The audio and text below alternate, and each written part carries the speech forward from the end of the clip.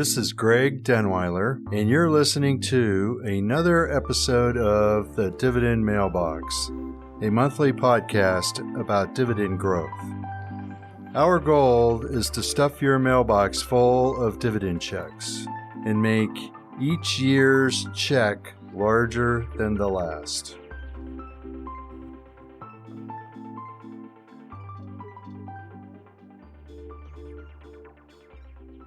Welcome to episode 26 of the Dividend Mailbox. And in this episode, we're going to go through the magic formula for dividend growth investing. And we're going to take 7 points in some detail that we think it takes to make a good dividend growth investment. And then we're actually going to apply it to a situation, to a company that we've had some interest in the past, to see how we actually apply this to determine if a company is a good dividend growth story or not.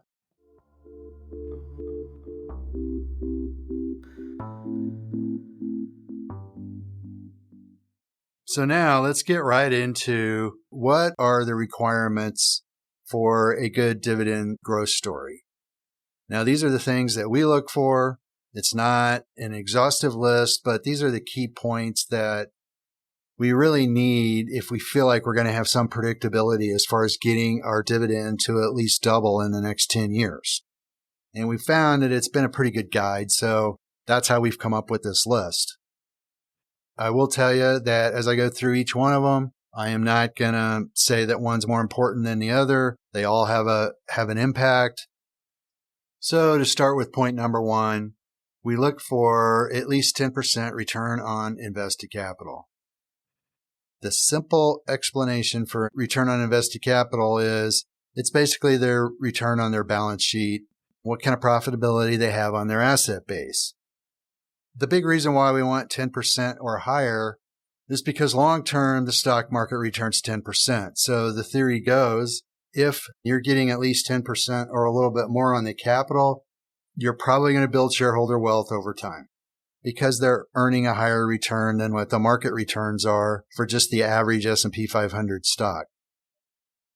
Number two, the next thing is you look for steady gross margins and profit margins, or if they're down, you're looking for a catalyst that's going to get them back to the mean because you want a business that is profitable, and that tends to indicate that there's some form of a moat in the business if their margins are steady over time. That helps to maintain the value of the stock, and investors are willing to pay a decent price for it. Gross margins are the profits a company makes just after their cost of goods sold. Profit margins are farther down the income statement. What you look for there is a consistent business, one that management has a good handle on what their business is, and they're able to raise prices. They're able to compete in the marketplace. And a company that has pretty stable margins tends to have a much more predictable business. What you have to be careful with is different companies have different levels of exposure to the economy as far as recessions. Lower margin businesses tend to be more price competitive, and they tend to have less of a moat. But then when you get into cyclical companies that can be extremely profitable, when the economy weakens, they actually may shortly move into a loss situation. There it's just you're looking for a balance of a company. If it's going to be more cyclical, you definitely want a company that has more margin of error, that has lower debt, and they've shown the ability to manage through and stay consistent on their dividend policy. So what we look for is a good track record of stable margins.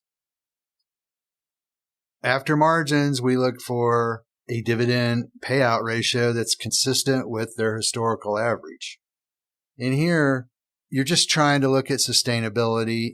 What's the likelihood that they're going to continue to meet that dividend growth?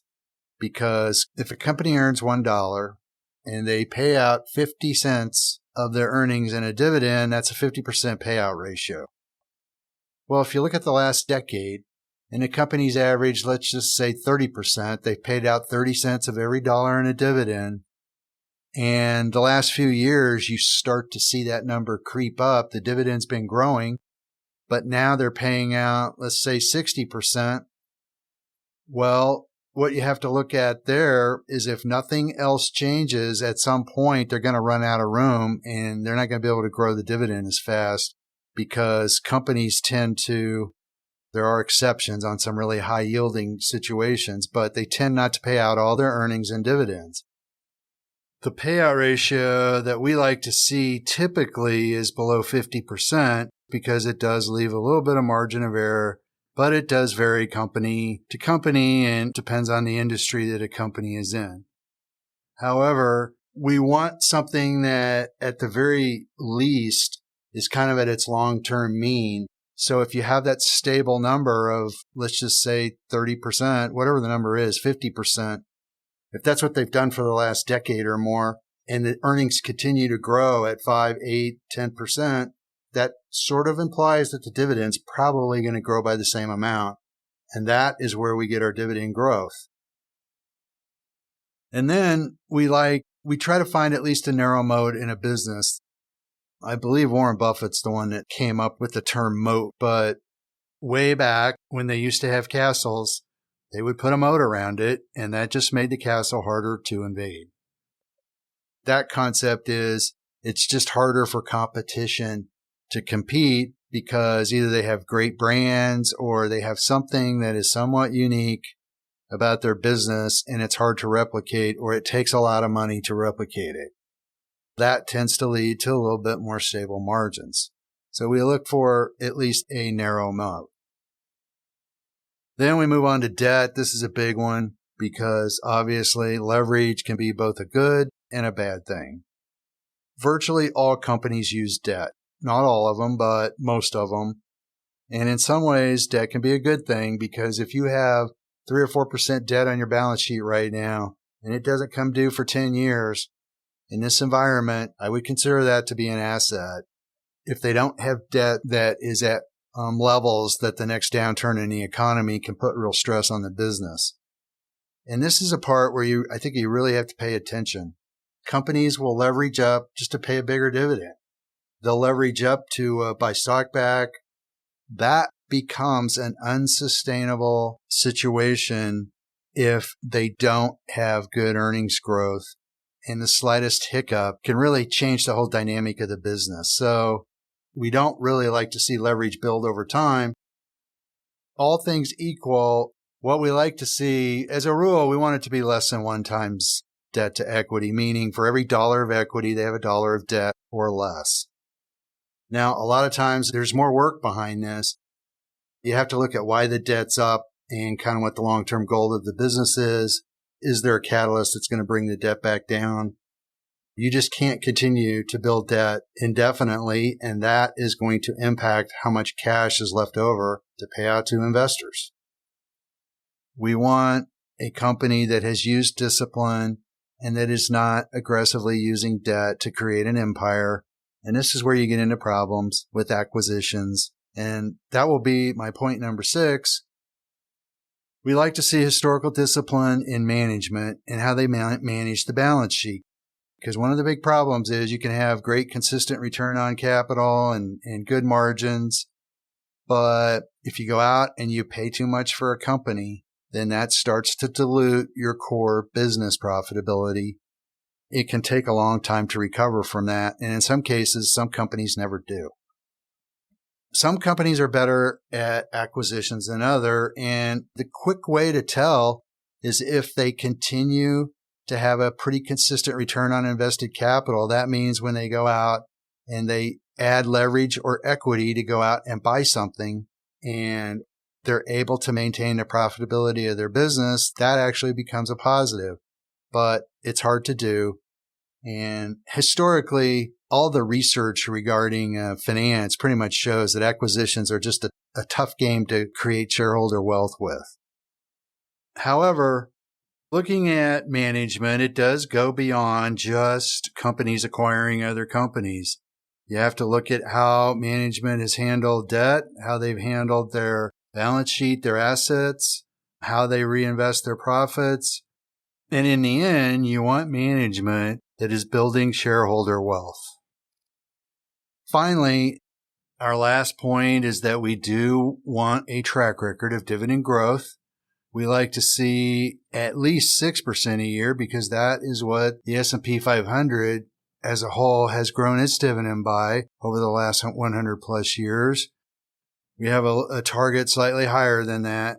In order for it to double its dividend in 10 years, we like to see 7% growth. We feel that that is attainable when you consider in the S&P 500, you've got companies in there that don't even pay a dividend. So by us focusing on dividends, we can amp that growth up at the minimum just by a little bit. So here's the hard part. Defining a track record can be very subjective. It could be 1 year, it could be 5 years, it could be 20 years. But it depends on the company, what the catalyst is, and you have to take each case individually and determine we've got dividend growth going forward. We pick a sweet spot of 2 to 3.5% on the dividend yield, but we do have exceptions. We do things outside of that, but that's the core of what we really try to target. The reason why we do that is actually this is a somewhat complicated answer, but the best way I'm going to describe it is we want a little bit higher yield than what the S&P 500 pays, which right now is about 1.5%, because we want to potentially live off the income. If you want $100,000 of passive dividend income and you have the dividend yield of the S&P 500, you need $6.6 million in your portfolio. Now, you're going to have the growth of the S&P 500, which is attractive. But let's just go to 3%, $100,000 requirement. You need $3.3 million if you have a 3% dividend yield. Well, that number's half, and that's a pretty significant difference. Can you potentially expect all the growth of the S&P 500? No, but here's a key point that you need to remember. You don't need all the growth because part of it has been transferred over to the dividend yield, and that's the part that we really try to focus on. We still have pretty much the same total return, but we've just transferred part of the performance from the price of the stock going up to a little bit higher yield. Now you may ask, well, why not just keep going up the dividend curve? Well, if you have a 5% dividend, and if you have that same $100,000 requirement, you only need $2 million.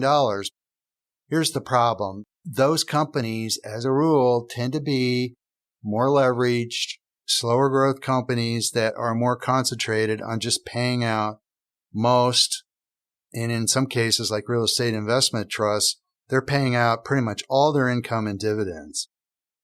It can still work, but in order to have that goal of doubling your income in 10 years, really what you're relying on at that point is you're just reinvesting and continuing to just try to compound the cash flow because the core dividend is not going to grow much.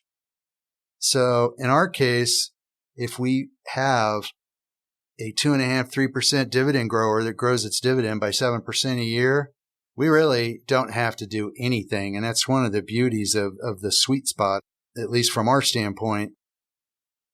And this is part of why I'm bringing these whole points up again, because we have had some questions, regarding some higher yielding situations. And then, well, exactly how do you do what you do? A lot of times these companies will yield 6, 7, 8% because people, when they think of dividends, they think of, well, I want a yield that's attractive. Obviously, it's a whole lot easier to live on 6% than it is 3%. So here's another way that I'm going to try to illustrate the difference in what you really have to focus on, because there's different sectors in just the dividend space alone. S&P Global puts out an update once a month, and they show how several different investment strategies have performed. And they look at probably, 40 different indexes. And one of the things they do is they break up some of the dividends into different sectors. So the S&P through the end of July was up about 20% on a total return basis. If you look at the Dow Jones U.S. Select Dividend Index, that is a dividend index that does invest in some mid-cap companies. They have utilities in that index, and it tends to be a little bit higher dividend yield, is a little slower growth. It is actually down slightly for the year. It was off a little less than, not quite 1%. Well, then you go to the low volatility, high dividend. Here, people in the past, several years ago, it became popular because the perception was, oh, you get a great dividend yield, but the stocks don't move around so much. It's like, yeah, I get the income without the risk. Maybe there's a free lunch out there. Well, guess what? That index is down slightly too, not quite 1%. The S&P High Dividend Aristocrats, here, you may remember we've mentioned it several times, but the aristocrats are the companies that have raised dividends every year for 25 years. It doesn't necessarily mean they've risen them by how much, but they have grown the dividend every year for at least the last 25 years. When you look at the high yield portion of that, obviously you're just taking the higher yielding part of that index. Well, it's up 2.1%. It's doing a little bit better than the other high yield indexes because it has a little bit of a growth component to it. If you just look at the whole Dividend Aristocrat Index, which this is, if you had to take a general approach, this is kind of where we live, that index is up 8.7%. It's still less than 20, but it has growth built into it. And again, you're always trading something. And what we try to do by focusing in on the 2 to 3.5% area of the dividend market, we're trying to balance and we're trying to get growth and yield at the same time. So kind of a takeaway on this part of the podcast, you really need to focus on what your end game is and what you're trying to achieve. Because as you can see from these different indexes, you get different results. If you want a high dividend, high dividend index is going to give it to you, but it's just not going to have the growth part of it. You're shifting the return over to almost all income. There is no simple right answer to any of this. It all has its place depending on what your goals are and what you're trying to achieve. I think a great way to think about this is when you look at the market return, dividend yield makes part of it, and then stock appreciation makes the other part of it. The market has been roughly split long-term between dividend yield and stock appreciation. And what we're trying to focus on is by just slightly tweaking the dividend yield up from what the S&P 500 pays, we may not even be changing much of anything from the S&P 500 because all we've done to a degree is eliminated the part of the index that doesn't pay anything. So by asking for another % or 2 of dividend yield, we're not really changing much at all. Well, I go all through that to now talk about a company that checks all the boxes from a standpoint of the 7 points that we just went through.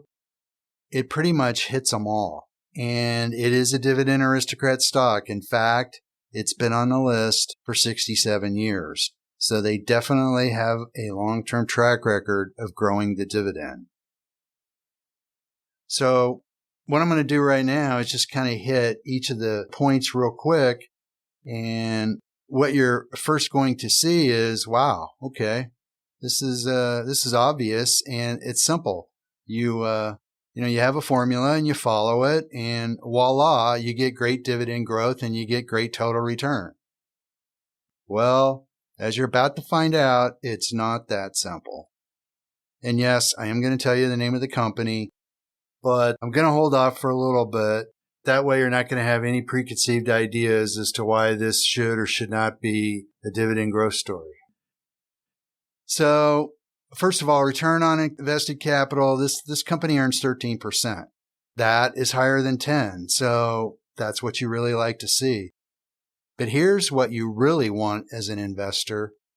And I call it incremental return on invested capital. And basically what that means is, okay, you have a company that has its core business. They have earnings and they reinvest those earnings. Are they reinvesting at the same levels of profitability?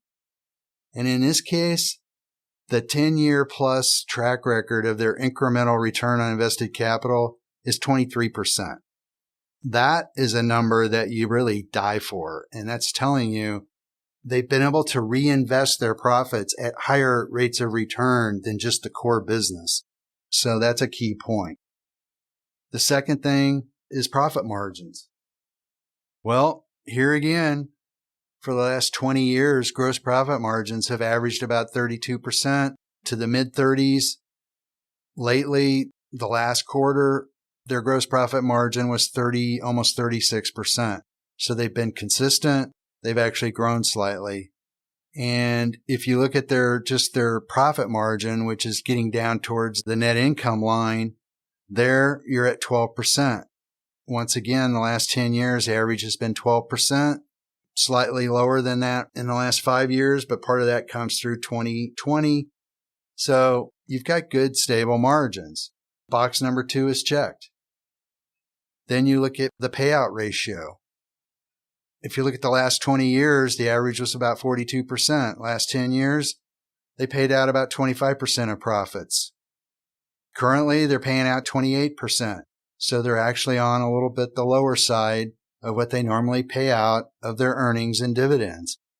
So right there, you've got room for the dividend to go up 50% if they just go back to 42%. That's a number that you really like to see. We've got box number 3 checked. Is it a narrow moat business at least? Well, this company operates in the industrial space, basically operates in 5 segments: engineered systems, clean energy and fueling solutions, imaging and identification, pumps and process solutions, and climate and sustainability technologies.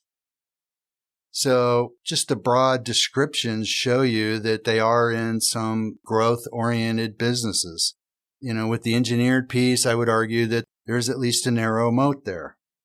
It's not a wide moat, but these are not sectors that are easily copied. And this type of a company, they usually have somewhat high switching costs because they've maintained product base for a customer. They have data. They've got a lot of experience just delivering a solution. So it's usually a little harder to switch. So that's why we call this, at the very minimum, a narrow moat. Reasonable debt to equity. Here again, right now, they're running at about 70% debt to equity. So for every dollar of equity, they have 70 cents of debt. 20 years ago, they had about a 40% debt to equity ratio. So they use leverage, but they don't use a lot. 5 years ago, they had bumped up to 95%, but now they're bringing it back down. Right now, it's 0.7. So there's nothing that's too dramatic out of line there. And this is where you should take the time to look how your company has allocated its capital. This number, it's up a little bit, but again, coming out of the low interest rate environment, if they've got low interest rate debt, I'm going to go as far as to say that becomes an asset. So we've checked box number 5. Debt is not really a problem here. Box number 6 is historical discipline of management and how they've managed the balance sheet. Well, one of the things that they've done is in the last 20 years, they've bought back 30% of their stock. In this case, debt has been relatively well managed. They haven't issued very much additional equity. Shareholder count's gone down, so they haven't diluted shareholders. They've been able to maintain their profitability in their business and even grow it by a little bit. They've made some acquisitions in the past, but they've executed well by the fact that their profitability has remained attractive. So we're going to call box number 6 checked. Now we get to box number 7. Basically, we want dividend growth. This company has grown the dividend for 67 years. So clearly, it checks box 7. It's a dividend aristocrat. And the revenues of this company, in the last 5 years, revenues are up 40%. The earnings are up 121% in the last 5 years. if you go back 20 years, which was 2002, which was in a recession, but earnings were 30 cents and now they're $7. And the estimate for next year are that they're going to earn $9. So they've had a strong trend of earnings growth. The dividend has grown by 17%, and in the last 10 years, it's grown by 70%. It hasn't quite doubled, but in the last 20 years, the dividend's grown by 286%. Here, that box was definitely checked. They've been raising the dividend, they're growing earnings, and they're buying back stock. That is all of the ingredients that you're going to get dividend growth. We've clicked all the boxes. And you're thinking, well, tell me what this is so I can go out and buy it. Well, this mystery company is Dover Corporation. The symbol is DOV. And the reason why we follow this is because we have a small position in it. It's one of the smaller positions in all of our accounts. It's not in the model portfolio that we talk about. I bought it more than a decade ago. One of the reasons why we don't own very much of this is because the stock has never really been cheap, or it was just cheap for a very short period of time. And the dividend yield is a little below where our sweet spot is. But again, not everything has to be in the sweet spot. The stock, has done fairly well. However, even when all the boxes are checked, it's still not easy. Here's one thing that comes up. So this has been a dividend growth story, but if you look at the dividends, they grew them really fast up until about 5 years ago. They went from 52 cents back in 2002 to $1.72. But if you go from 5 years ago to today, the dividend has only grown by 17%. With the way they've had earnings growth, they've more than doubled in the last 5 years. Why are they not growing the dividend? Here's where dividend growth and this whole concept of, it's easy, just buy a good dividend stock and sit back and don't worry about it. Well, you've always got to look at what's going on, what's management doing, do they have the discipline, and is their priority to pay you? Here was the big disappointment. Actually, they announced their June quarter, and they announced that they raised the dividend by 1/2 of 1 cent. So now they're paying $2.04. With current earnings of $7 and an estimate for next year of $9.78, at first you would think, what in the world are these guys' problems? Why are they not paying me? There has to be a reason here. The answer comes if you dig into their investor presentation. On page 61 of their presentation, they get into capital allocation priorities. Their number one priority is to invest organically. And basically, it's just take R&D, come up with new products, expand what they've got. Priority number 2 is grow through acquisitions. So here, they're just looking for new markets to go into. They want to stay competitive, or if they haven't developed the R&D in a specific product line where they want to go, companies do this all the time. They just go out and buy something that's in that space. So there they have an immediate presence. But the problem is it usually never goes quite that smooth. Priority number 3, last on the list, they want the dividend to continue to grow, and they want to repurchase shares if they don't have any good investment opportunities out there. What this company is telling you is you getting paid is last on our list. Well, this company may have a great total return. And in fact, they have done well. In the last 5 years, the stock's up 83% on a total return basis versus the S&P at 73%. If you go back 10 years, they've lagged. They're up 140. The market's up 218%. But if you go all the way back to 1989, they're up 3,700% and the S&P's up 2,500%. So depending on the period you look at, overall, this company has done a pretty good job of creating wealth for shareholders. But the problem is we're looking to double our income and we want an income stream. So now we don't have box 7 checked. Dover, it's starting to deviate from that stronger dividend growth. They're doing everything that would make it easy for them to check that box, but for whatever reason, and they have their own, we can't depend on this dividend doubling in the next 10 years. So therefore, Dover just doesn't give us that confidence because management appears to be shifting its focus to something else. Not that it's right or wrong. That's just what they're doing. And that doesn't fit what we try to do and deliver to our clients. So in conclusion, not every company is going to check every box. A lot of times that's where some of the opportunities come from, a little faster growth or greater total return. And even if they did check all the boxes, then you have a problem of you're probably going to pay way too much for it. So then that kills your total return outlook for the next 10 years. So I know people listen to podcasts, they read, they watch the financial media and listen to what some of these quote gurus are saying. People evaluate Warren Buffett's portfolio frontwards, backwards, upside down. People are looking for the silver bullet or what's the magic formula. I'm even guilty of it on some level myself. You're trying to get ideas, you're trying to get opinions, and you're trying to pick up something that you haven't recognized before, or maybe it's like, well, if I just knew this could really help me out. Well, I hope you see by just looking at Dover, there is no magic formula and there is no silver bullet because all of these situations are a little different.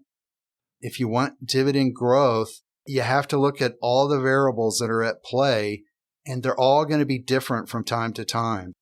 You're going to give and take, and that's part of what makes this anything but easy. You just try to follow discipline, have a framework. That's what our 7 points do. It's a great starting point, and it helps keep us centered so that we try to stay down the middle of the road. Our personal checklist is kind of our way of determining whether these things fit close enough into what we're trying to achieve that we have enough confidence that when we have a portfolio of them, and you're going to have a few of them, maybe even more that don't, for some reason or another, don't end up checking all the boxes and don't perform as well. But you're going to have a few that may end up really kind of hitting the ball out of the park. Part of this is just mindset and really just trying to make sure you get from point A to point B. There is a little bit of a magic formula from the standpoint, if you use discipline and you're willing to be patient and you're willing to make some mistakes, it's quite possible to be relatively successful at this.